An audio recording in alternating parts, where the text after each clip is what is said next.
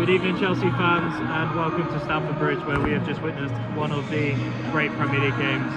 Chelsea 4, Manchester City 4. Don't even really know where to start, but as the crowd are sort of leaving the stadium now, and the music's going, just got to reflect on what was a truly breathtaking game against the champions, of course, at Stamford Bridge. Manchester City took the lead in the first half. Erling Haaland scored from the penalty spot after a slightly contentious decision from Anthony Taylor, who we all know isn't the most loved guy here at Stamford Bridge.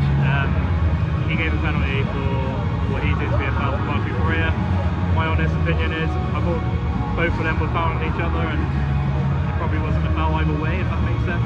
They sort of both had a hold of each other, but he gave the penalty and Haaland inevitably scored, but Chelsea fought back. Thiago Silva scored a header from the corner. It's a great header into the far post after a good run. Cole Palmer did well in the goal to block Erling Haaland off, which might have gone unnoticed. And then Chelsea took the lead in the game for the first time through Raheem Sterling against his former club. Reece James whipped the cross in after a bit of a mistake from Josko Gvardiol. And Sterling was there to score against his former club. Very muted celebrations, despite Nicholas Jackson wanting him to give it a bit to the City fans. But City did equalise through Manuel Akanji. Pochettino was left furious with how they defended from the corner, and Akanji headed in past Robert Sanchez, who left no chance really.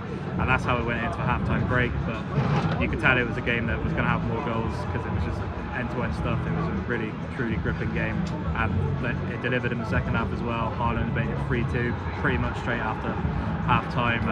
A typical tap in at the far post from him. There was a VAR check for a handball, but it looked like the ball had already crossed the line and it hit his arm. God, I'm trying to think of what happened next. And then Chelsea did equalise through Nicholas Jackson. He tapped in after Conor Gallagher's shot was well saved by Ederson, but wasn't put to safety, and Nicholas Jackson scored his 4th goal in 2 games, and Stamford Bridge erupted. But then it looked like City had nicked it at the end, which I thought would have been undeserved. Rodri's shot from the edge of the box was deflected in off Silva, who was very unfortunate, and it wrong-footed Sanchez, who really dived the other way. But there was one more twist, and Armando Broja, the substitute who came on Chelsea later on, he won a penalty after Ruben Diaz took him down in the box. Stonewall penalty, I thought, from the first time seeing it. I need to see it back, but looked the penalty, and Cole Palmer, who else? The man who's been so good from the penalty spot. I think that's his 4th goal from there for Chelsea already against his former club.